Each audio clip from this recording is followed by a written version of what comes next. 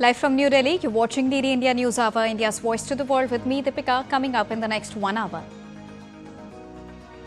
Prime Minister Narendra Modi launches SEMICON India 2025, says chips will be designed and made in India. Prime Minister receives India's first fully indigenous microchip. German Foreign Minister arrives in India on a 2-day visit, emphasizes on natural alliances between Germany and India in the face of growing geopolitical challenges. Afghan quake's death toll rises to 1,124. Latest figures report 3,251 injured in the disaster, while more than 8,000 houses destroyed.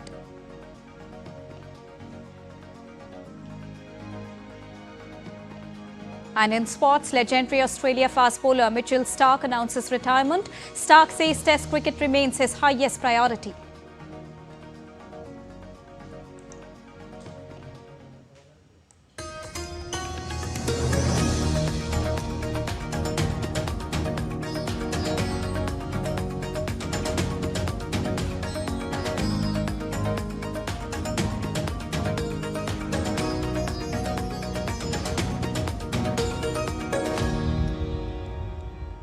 Good afternoon to all the viewers joining us at this afternoon broadcast. To begin with the latest, Prime Minister Narendra Modi today inaugurated the 4th edition of SEMICON India 2025 in New Delhi.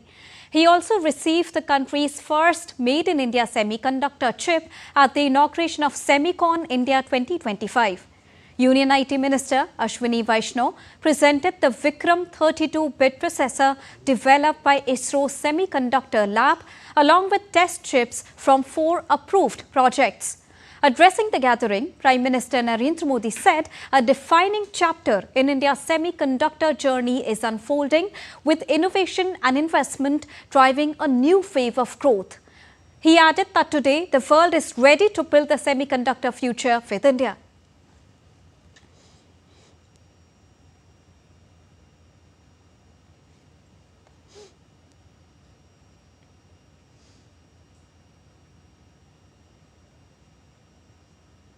आज देश भर में plug and play infrastructure model पर semiconductor parks बनाए जा रहे हैं। इन पार्क्स में land, power supply, ports, airport, इन सब की कनेक्टिविटी के साथ स्किल्ड वर्कर पूल तक की सुविधा उपलब्ध है।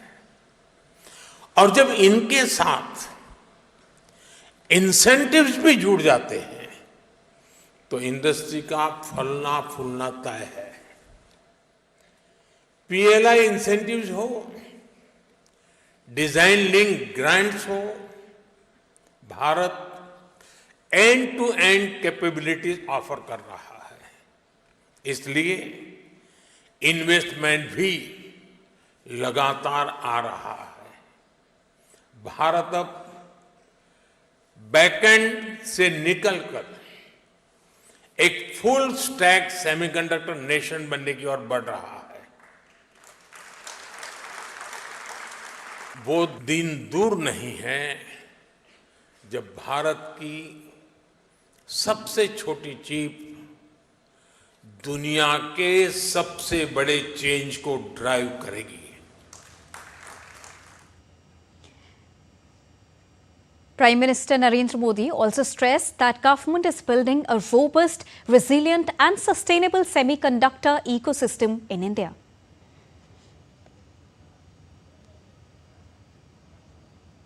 भारत में सेमीकंडक्टर की सक्सेस स्टोरी किसी एक वर्टिकल तक, किसी एक टेक्नोलॉजी तक सीमित नहीं है। हम एक पूरा इकोसिस्टम बना रहे हैं।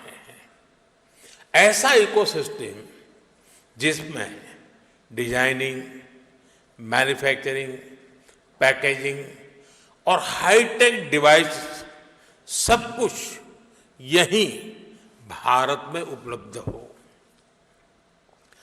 हमारा सेमीकंडक्टर मिशन सिर्फ एक फैब या एक चिप निर्माण तक सीमित नहीं है। हम एक ऐसा सेमीकंडक्टर इकोसिस्टम बना रहे हैं जो भारत को आत्मनिर्भर और ग्लोबली कॉम्पिटिटिव बनाए। फ्रेंड्स, भारत के सेमीकंडक्टर मिशन की एक और खासियत है। भारत दुनिया की मोस्ट एडवांस टेक्नोलॉजीज के साथ एक क्षेत्र में आगे बढ़ रहा है। जो इमर्जिंग टेक्नोलॉजीज हैं उनको भारत में बनी चिप से नई पावर मिले, ये हमारा फोकस है। Also addressing the event, India's Minister of Electronics and Information Technology, Ashwini Vaishnaw, said India's semiconductor mission began with Prime Minister Narendra Modi's visionary leadership and a razor-sharp focus on execution. He added that the world now looks forward to India with growing confidence. Just a few years ago, we met for the first time to make a new beginning. Driven by our Prime Minister's far-sighted vision, we launched the India Semiconductor Mission. We collected together a team of globally renowned industry leaders and we started the new journey with laser-sharp focus on execution. And here we are today. In a short span of 3.5 years, we have the world looking at India with confidence. Today, construction of 5 semiconductor units is going on at a rapid pace. Pilot line of 1 unit is completed and we just presented the first Made in India chip to Honorable Prime Minister. SEMICON 2025 witnessed enthusiastic participation from across the world, with delegations representing various countries and industries coming together under one roof. From government officials to industry leaders, many joined and talked about the event and the opportunities. The Prime Minister made very clear that chips are the new oil, and if you want to be a major economical power, moving forward, chips is going to be essential. So I think that with the progress India have made in the last few years, entering semiconductor and becoming a strong country for semiconductor manufacturing makes a lot of sense. So now, when we look at all of that's happening, right, that we should all work towards making India a product nation, a production nation, and the skills nation for the world. And that leads us to an Atmanirbhar Bharat who not only can take care of itself, but also can take care of the rest of the world. So this is excellent steps.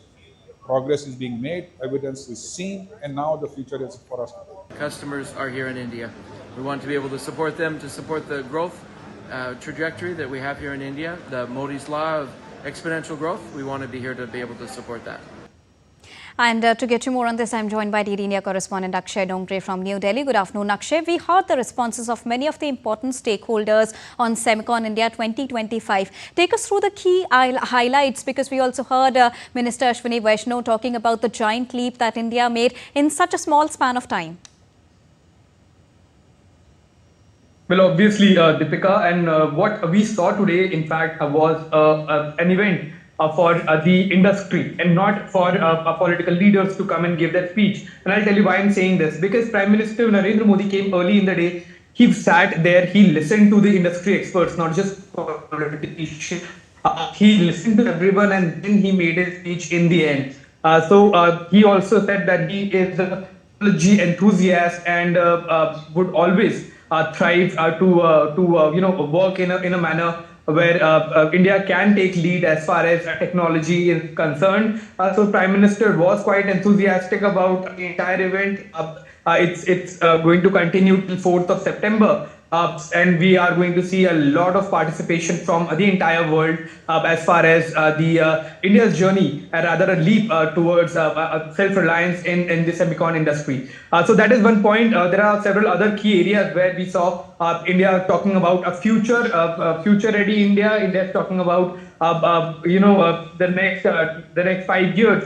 And plans to double the semicon industry, many of the industry experts are saying that they don't know about double, but they are expecting it to triple or quadruple in the next 5 years. That is what a kind of confidence that industry is showing in India as a hub for semiconductor manufacturing. All right, thank you so much, Akshay, for joining us and bringing us a quick update on SEMICON India 2025.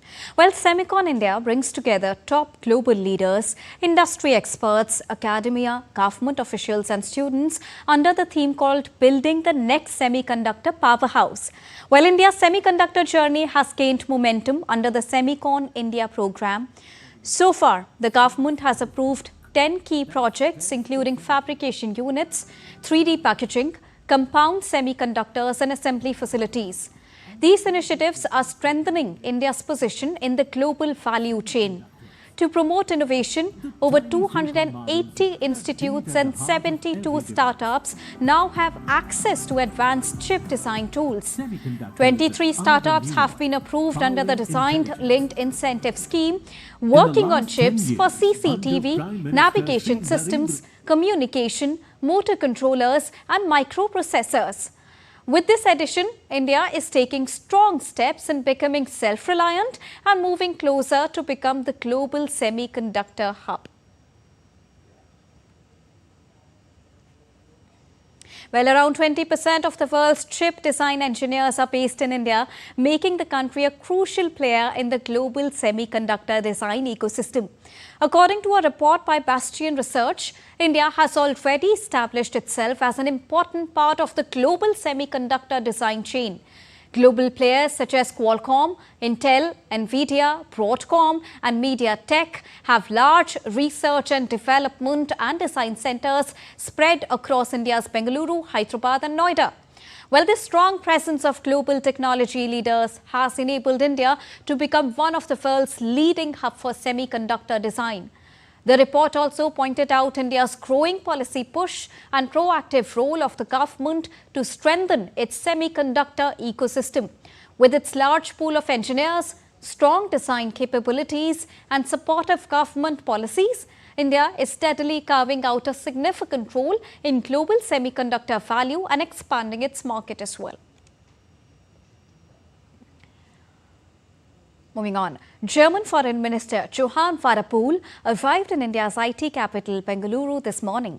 During his two-day visit, he will meet with his political and business leaders to explore further avenues for bilateral cooperation. Ahead of his visit, the German Foreign Minister underscored the vital role India plays as a key partner in the Indo-Pacific region and on the global stage. In a series of posts on X, Wadephul emphasized the close political, economic and cultural ties between the two nations, describing the expanding strategic partnership as having significant potential. He also highlighted areas as security cooperation, innovation, technology and skilled workforce recruitment as key pillars of the bilateral partnership. The German Foreign Minister also emphasized the natural alliances between democracies like Germany and India, particularly in the face of growing geopolitical challenges. Well, Germany is one of India's most valued partners across Europe. The two countries share a strong strategic partnership which has grown steadily over the decades since the establishment of diplomatic relations in 1951. In March 2021, both the sides marked 70 years of diplomatic ties. And to get you more on this, I'm joined by Jyoti Dafedar from Bengaluru. Good afternoon, Jyoti. Well, Germany's foreign minister is in the IT capital of India. He's also scheduled to visit ISRO. Take us through the highlights of the very important visit and how it shapes up the technological partnership between India and Germany. Jyoti. Deepika, German Foreign Minister Johann visit to India, it is the significant step strengthening the strategic partnership and strategic relationship between India and Germany. So key highlight factors, if you are looking at his ISRO visit, Indian Space Research Organization in Bengaluru, it mainly shows it showcased the Germany's growing interest in space collaboration with India and leading to joint project and the knowledge sharing.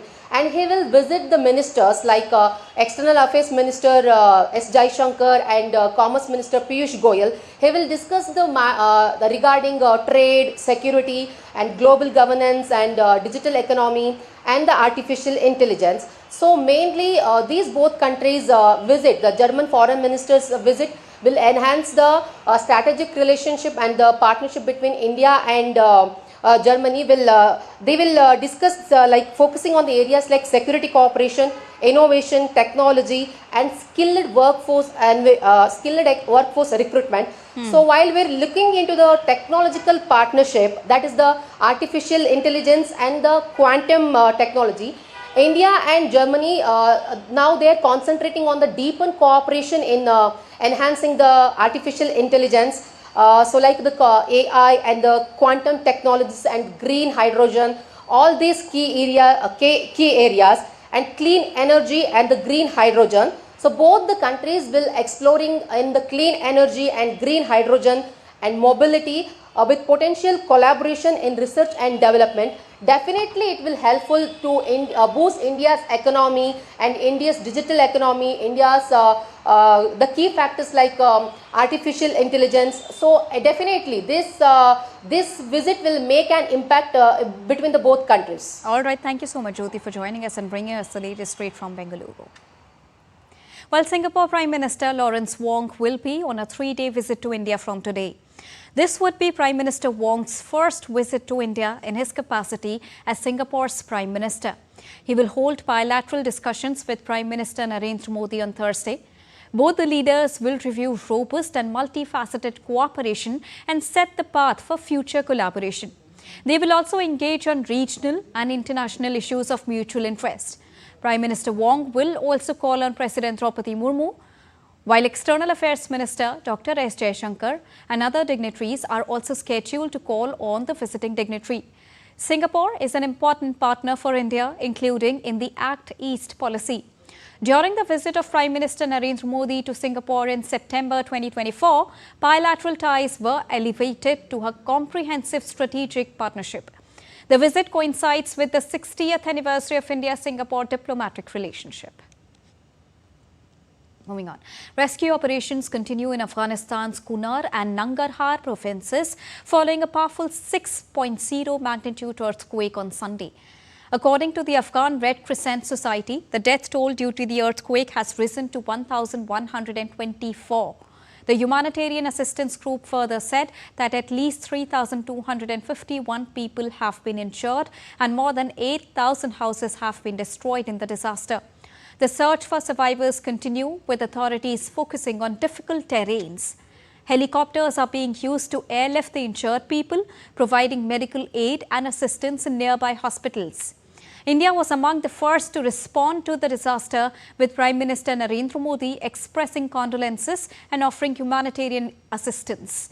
Responding swiftly under its neighbourhood first policy, India sent 1,000 family tents to Kabul for emergency shelter and 15 tons of food supplies to the hard-hit province. Earlier, External Affairs Minister Dr. S. Jaishankar also spoke with Afghan Foreign Minister Maulvi Amir Khan Muttaqi, reaffirming India's support and commitment to further assistance.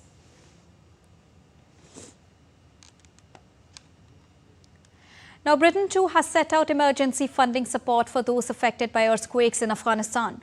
Britain's $1.35 million assistance will be split between the UN Population Fund and the International Red Cross to deliver critical healthcare and emergency supplies to Afghans in the most affected regions. By channeling it through its partners, the UK government aims to ensure that the aid reaches those in need instead of the Taliban administration. Foreign Minister David Lammy in a statement said UK remains committed to the people of Afghanistan, and this emergency funding will help our partners to deliver critical healthcare and emergency supplies to the most hard hit.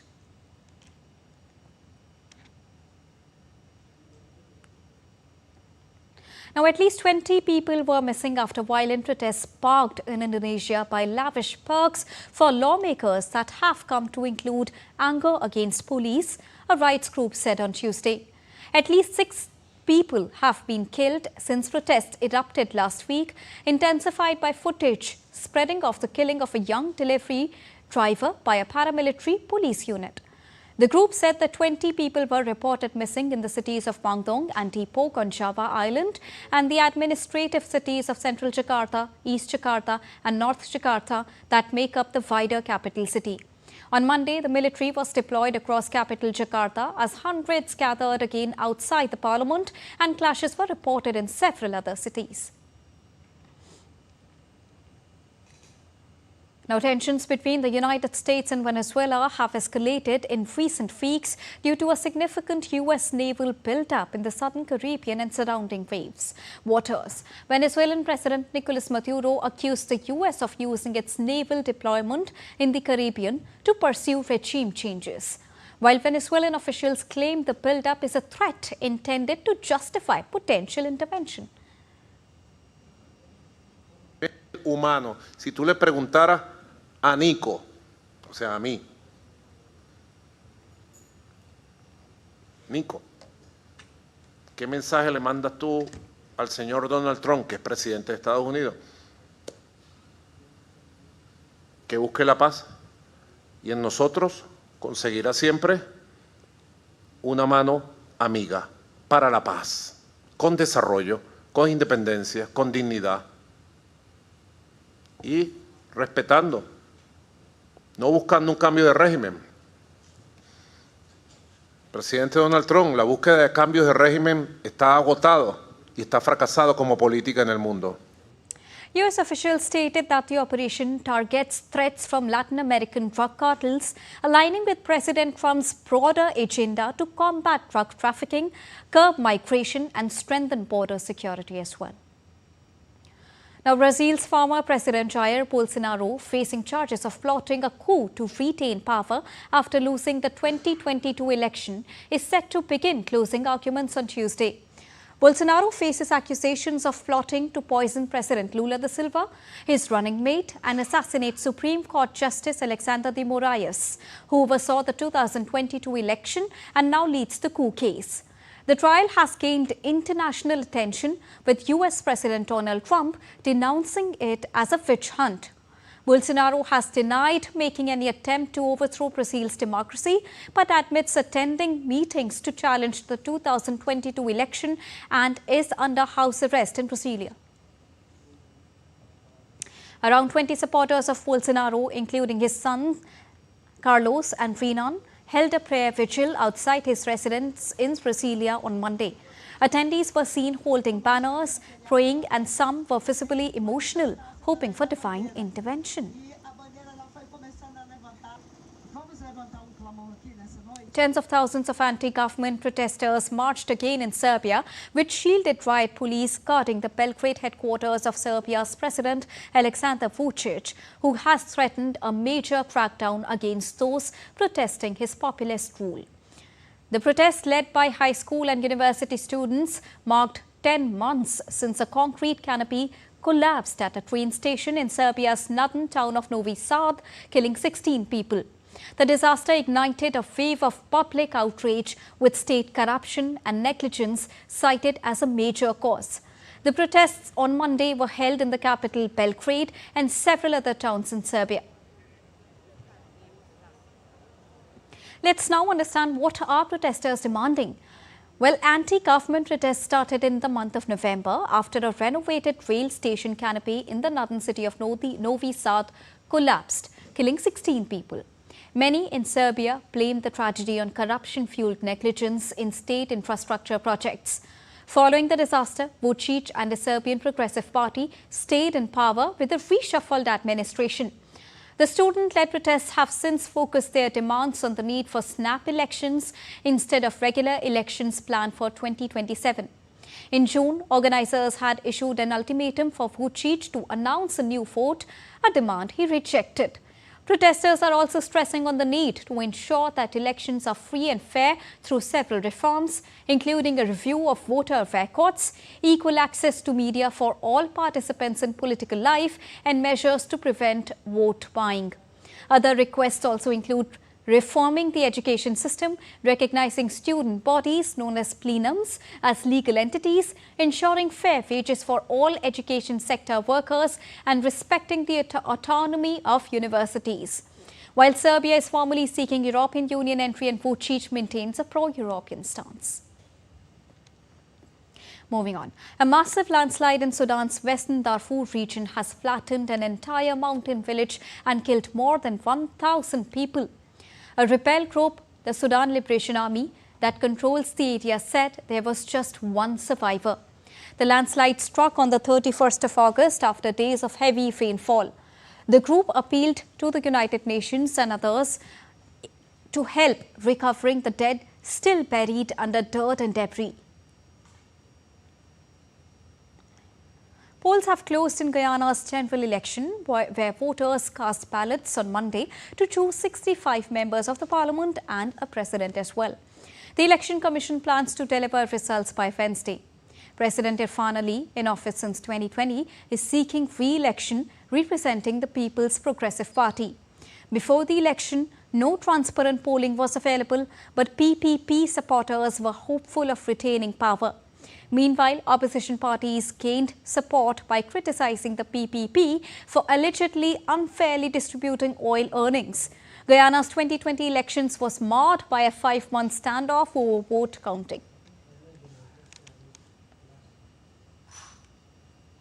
US President Donald Trump announced on Monday that he will award New York City's former Mayor Rudy Giuliani the US Medal of Freedom.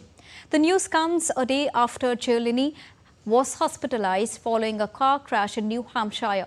According to his spokesperson, he suffered fractured vertebra and cuts but is in great spirits and expected to be released in a few days. Rudy served as a mayor of New York during the 9/11 attacks and later worked as Trump's attorney during efforts to overturn the 2020 election results.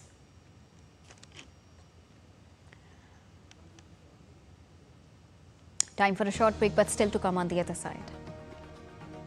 21st edition of Joint Indo-US Drill Yuddha Abhyas is currently underway. After the break, we'll get you the latest on weather conditions across India.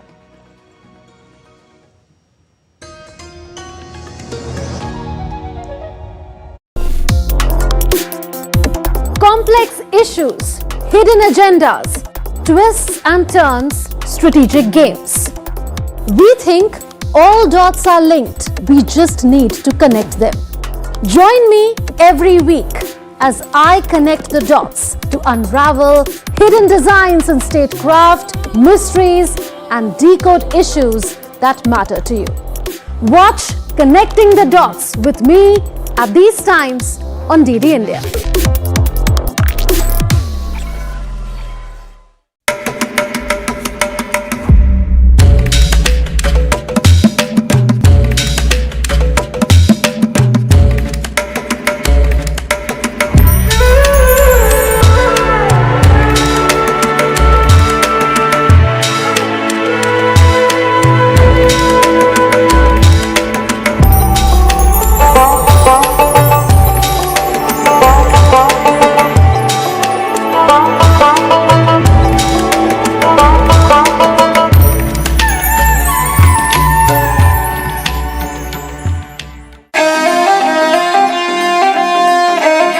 Always welcoming. The vibe of Punjab is larger than life.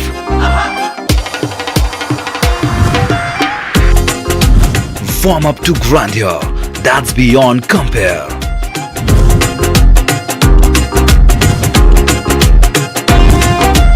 And history that's dotted with tales of bravery. Smiling soul of India, where music, art, cuisine and culture comes together to create an unforgettable impression. Punjab is all set to win your hearts with its unique and colorful extravaganza.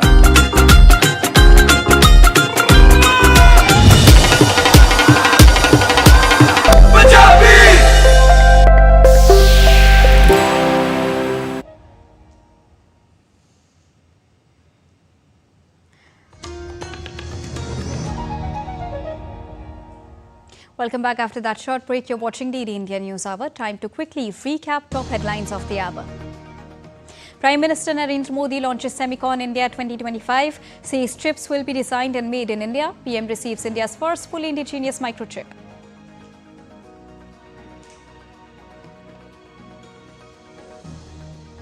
German Foreign Minister arrives in India on two-day visit, emphasizes on natural alliances between Germany and India in the face of growing geopolitical challenges.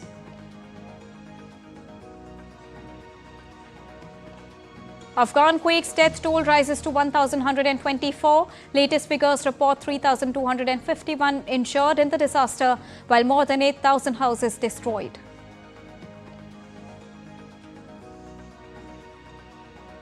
And legendary Australia fast bowler Mitchell Starc announces retirement. Starc says Test cricket remains his highest priority.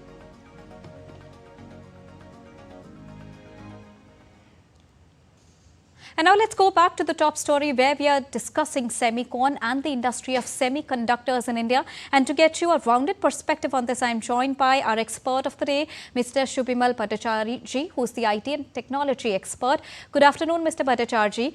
Well, in India's vision of becoming self-reliant and a developed nation by the year 2047, the industry of semiconductor plays a very crucial role.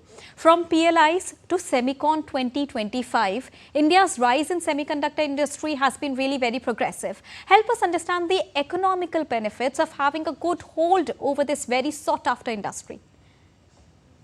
Thank you so much. I think as the Honorable Prime Minister inaugurated SEMICON 2025 earlier this morning, we got a glimpse of the extent to which in the last 4 years the sector has grown in this country. This is phenomenal. And if you take the words of Mr. Minocha, who's the president of SEMI, the largest organization of all the semiconductor manufacturing companies in the world, this is unprecedented. So what China has achieved in 12 years or the US in 14 years, India has achieved in 2 years. And this is the answer in one word to your question about, where is the economics of the whole semiconductor sector. See, the semiconductor sector has impact from an economic perspective as well as a strategic perspective. You are today seeing that everything is dependent upon a chip, whether it's your mobile phone or television or the vehicles everywhere, and of course the defense equipments and everything.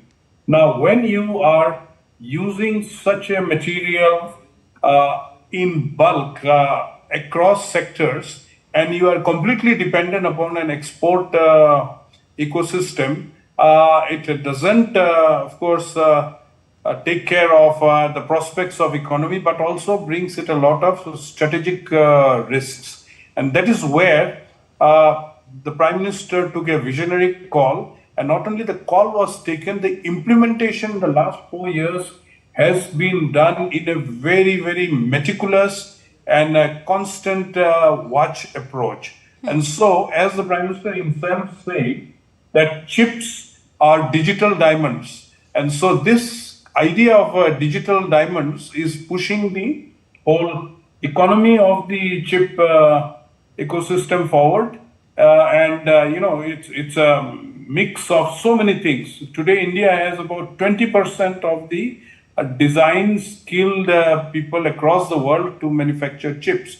So right from design to manufacturing to packaging, all of that capabilities now exist in the country. And as you saw, the Prime Minister was given the first chip, made in India chip, Vikram, by the Honorable Minister for Information Technology and Information Broadcasting. So I think we have heralded something in a very short span of time. It has a great impact on the economy. It's a mass employer. It employs people with quality skills, and it also fits into a lot of our various sectors, with the chip that goes into those products and all. And that also not only gives us some cost advantage and all, but also it takes care of the security around the whole ecosystem. Also, Mr. Bhattacharya, the past decade has seen a lot of new initiatives launched in India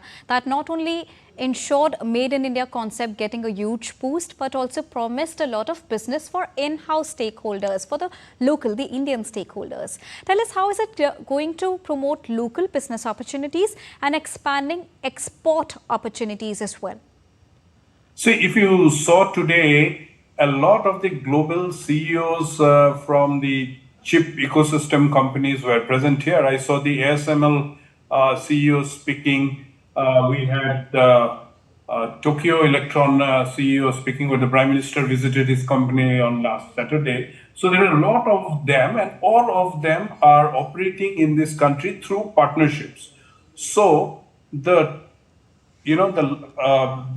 permissions that have been given for the setting up of the plant, semiconductor plant, 5 of them are already operational, more 5 are going to come. And almost everyone has global technology partnerships, but the core investor is from the country, and they are supported by a lot of the startups with specific skills who are participating in each of them. So this itself gives a real thrust to be able to, factor in a whole approach of a domestic capability and usage of domestic innovation and technology that has happened through these startups and even through the large companies that have invested in the sector. So by and large, if you see, the large Indian corporate houses have also gone into the chip manufacturing system, and in very short span of time, you will see, as the Honorable Prime Minister has also mentioned, that the smallest chip from this country is going to be seen in some of the largest projects across the world. So every effort is being made to see that the strength of manufacturing and the whole chip ecosystem not only resides in the country, but it grows. And at the same time, you also use the partners who are already excelling in this field for years to be able to give you the benefit of the advantages that they have had as the first movers and the advantage of the quality technology that they have.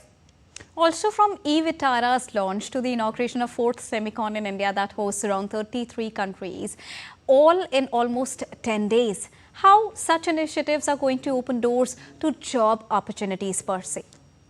No, I think this is one of the biggest job creating sectors today. And if you see, as I mentioned, the 20% of the design engineers are in this country. A lot of the engineers who are capable of doing the designs are actually doing a lot of work for a lot of the foreign companies when they were producing outside. Now they are able to be doing something within the country. Secondly, the manufacturing, in terms of assembly as well as packaging, as well as the core manufacturing, all of that, the skilled labor force that you require, they exist in the country. They have been trained. And a lot of the academic institutions and universities also over the years have been trying to offer some courses where you are able to generate those skills. As the IT Minister mentioned, there are EDA capability partnerships and support have been given to almost 278 universities in the country. So you have the people and you are able to employ them, and this is a newer sector, and this is also going to various parts of the country. Is not remaining confined to the metropolities. For example, there is a chip manufacturing plant put up by the Tatas in Assam at a cost of 27,000 crores. So it's a place where a lot of people are going to get employed, and it has a lot of impact even on the society. And Assam primarily wasn't never known for tech related projects and employment of that scale. Now it is happening. So I think the idea is to go around and give job opportunities from across the country so that you are able to harness the possibilities of such industries in a wider geography. All right. Thank you so much, Mr. Shubhimal Bhattacharjee, for joining us and giving us a 360-degree beneficiary approach that we are looking forward with the SEMICON industry. Well, a tiny digital receiver system based on a compact single board computer or SBC about the size of a credit card could now help us unravel the mysteries of the cosmic dawn when the very first stars flickered to life. Now, scientists believe this mysterious epoch holds the key to understanding the universe as we see it today. However, very little is known about this period due to a lack of precise observations. The first of its kind proposed space payload, Pratush, or the probing reionization of the universe using signal from hydrogen by a team from Raman Research Institute, is designed to unlock this mystery. Well, it is also a future radiometer in lunar orbit that will answer questions about the first stars formed in the universe. In keeping with space science's long-standing focus on low-mass, high-capability payloads, Pratush demonstrates how a compact controller can shoulder precision radio measurements. Moving on. India's Minister of Commerce and Industry, Piyush Goyal, has said India will focus on zero defect and zero effect. That means the quality and sustainability with the mantra on which India will work in the ongoing Amrit Kal. Speaking at the Confederation of Indian Industry or CII's 20th Global Sustainability Summit, Minister Piyush Goyal also said that India will strengthen its relationship with all the countries. India will continue to have more and more relations with countries around the world, strengthen our friendships with all countries as we continue to have newer trading arrangements with the European Union, with Chile, Peru, New Zealand, a second tranche of Australia and Oman. All of these are FTAs on the anvil. We already completed Mauritius, Australia's first tranche, the four-nation EFTA bloc, UK, UAE. Lots have happened, lots more to go. But all of the US, we are in dialogue with them for a bilateral trade agreement. Former U.S. National Security Advisor Jake Sullivan criticized President Donald Trump, accusing him of throwing away ties with India over Pakistan's willingness to do business with his family. In an interview with the Media's Touch YouTube channel, Sullivan highlighted the importance of India-US relations and stressed Trump's actions hampers U.S. allies' trust on Washington. Highlighting the progress made in US-India relations, Sullivan noted that India is a country that US should be aligned on tech, talent, economies, among others. He claimed that Trump threw away relationship with India on a side because of Pakistan's willingness to do business with his family. He warned that this is a strategic loss for the United States and will undermine global trust as other American allies will not rely on US in any way. Meanwhile, U.S. Treasury Secretary Scott Bessent, in an interview with Fox News, termed the Shanghai Cooperation Organization, or the SCO, as being largely performative, but expressed optimism that India and U.S. will resolve tensions, stressing that New Delhi's values are much closer to Washington than any other country. Moving on to weather updates now. India's Meteorological Department has predicted heavy to very heavy rainfall for most of the northern parts of India. IMD issued red alert for the Union Territory of Jammu and Kashmir and states of Himachal Pradesh, Punjab and Uttarakhand. Jammu and Kashmir has been witnessing incessant downpours since the beginning of this week. Both Udhampur and Doda districts have been experiencing heavy rains this morning. Heavy spells predicted till Wednesday for Doda, Samba, Rajouri, Poonch, Ramban, Kishtwar, Anantnag and Kulgam. States like Haryana and Punjab have been reeling under flood-like situations. Haryana administration has ordered for a shutdown of schools and offices, asking the employees to work from home. Heavy rains and floods-like situation have caused mayhem, bringing traffic and routine to a standstill in many other districts of the state. Meanwhile, continuous rains have caused large-scale damage to the state of Punjab, bringing life and routine to a standstill. The NDRF teams evacuated 369 people to safer locations in some flooded areas. They also assisted the civil administration with relief distribution and provided medical aid to those affected.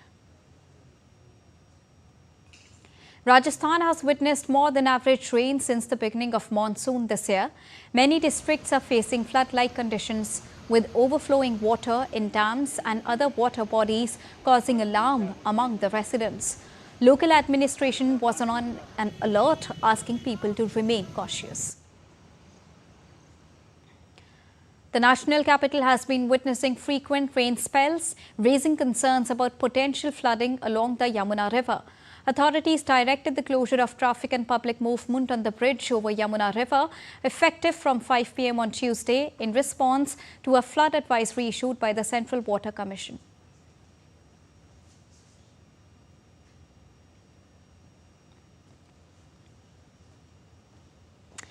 The efforts proved to be a game-changer for India during Operation Sindoor, devastating terrorist camps deep inside Pakistan with precision and lethality. DD India correspondent Nandita Dagar spoke to the man who was at the helm of the affairs at one of our frontline Air Force commands. Take a listen. We are with Air Marshal Nagesh Kapoor. He is the air officer in charge commanding of the Southwestern Air Force Command. When we are in our own domain and prosecuting an operation, we remain somehow aloof from the actual goings on in the industry.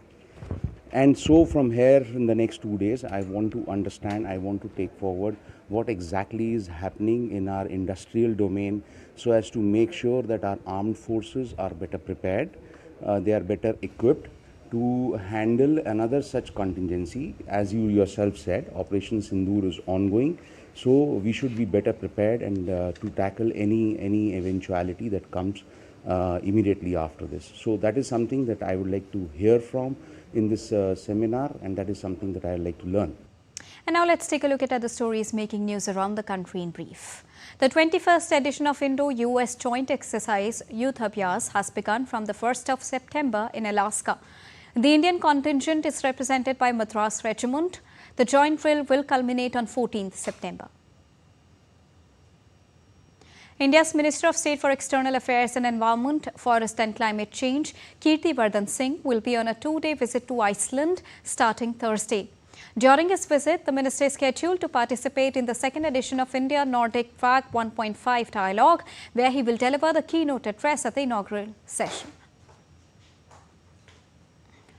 An MOU was signed between Department of Posts and ESRI, India Technologies Private Limited, in New Delhi on Monday. Now the department will be able to use ESRI's high-resolution imagery and street-based maps for its DigiPin portal. EU military spending is all set to hit a fresh record of €381 billion in 2025 as countries plough more money into warring of Russia. The 10% rise comes as European members of NATO have committed to massively ramp up spending under pressure from US President Donald Trump. European Union Foreign Policy Chief said Europe is spending record amounts on defence to keep the people safe, and the European Defence Agency said that of the money being spent this year, close to €130 billion was being spent on investments on new weaponry and are committed to spend 3.5% of GDP of European Union.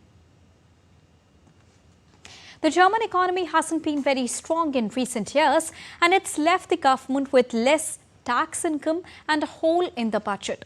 Over the next few weeks, a new budget has to be put together. Lars Holter is with Deutsche Welle and joins me from Berlin. Good afternoon, Lars. What can you tell us about the process there? Thanks for having me. Well, it's an arduous process for sure. Right now, the budget deficit stands at around 30 billion euros. Not exactly surprising after the country's been plagued by a rather weak economy, lower corporate profits, and of course, lower corporate taxes. At the same time, the government has been spending lots of money, a lot of it on Ukraine, some on migrants who've been moving here over the past decade, some of it on other social spending. Now, the budget hole is getting too big. Actually, some experts are warning that the deficit could rise to 60 billion euros by 2028. Now, usually there are two ways you can fix a budget deficit: by either bringing in more money or by cutting spending. Both is a lot more difficult as it might sound, and the government coalition is made up by two parties that have detrimentally different views on which path to take. All right, thank you so much, Lars, for joining us and bringing us the latest from Germany. You're watching the India Newshour, and now it's time to get you all the latest from the world of sports, to begin with hockey first. In the Men's Hockey Asia Cup, Team India defeated Kazakhstan in a convincing fashion in their final Pool A game in Rajgir.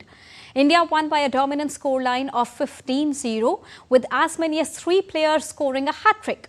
Abhishek, Sukhjit Singh and Jugrat Singh scored hat-tricks, while Captain Harmanpreet Singh, Amit Rohidas, Sanjay, Dilpreet Singh scored 1 goal each.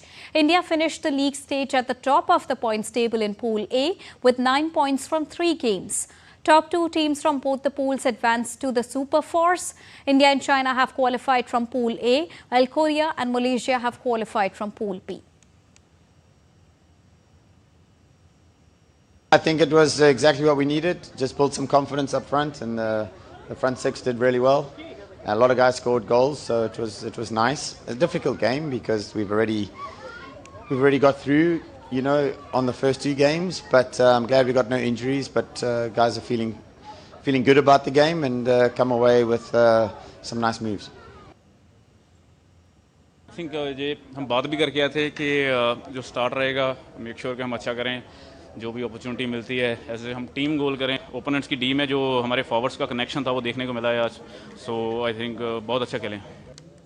And in cricket, Australia's ace fast bowler Mitchell Starc has announced his retirement from T20 internationals in order to prioritise heavy test schedule from late next year and the 2027 ODI World Cup. Starc played 65 T20Is and was part of the Australia side that won the 2021 T20 World Cup. Starc's overall 79 T20Is wicket currently puts him as second best for Australia. In his farewell message, Starc stated that he enjoyed playing T20s for Australia, but Test cricket is his highest priority. Well, from mid-2026, Australia faces a hectic run in Test cricket, including 3 away series, 1 home series, the one-off 150th anniversary match between England, and then an away Ashes in mid-2027. The ODI World Cup, which will be held in South Africa, Zimbabwe and Namibia, will start from October 2027.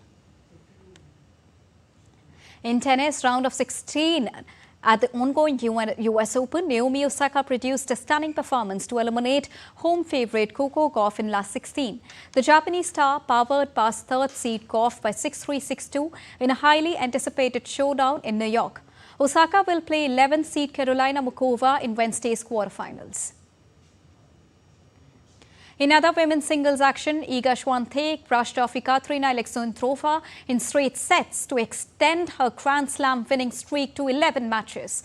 Swiatek has reached the last 8 or better at all 4 majors in a season for the first time and is chasing her 7th Grand Slam. In men's singles, Alex de Minaur sealed a quarterfinal spot with an easy victory over Swiss qualifier Leandro Raide. In form, de Minaur will be looking for a change in fortunes as he's never made it past the last 8 stage. He will face Felix Auger-Aliassime in the quarterfinal round.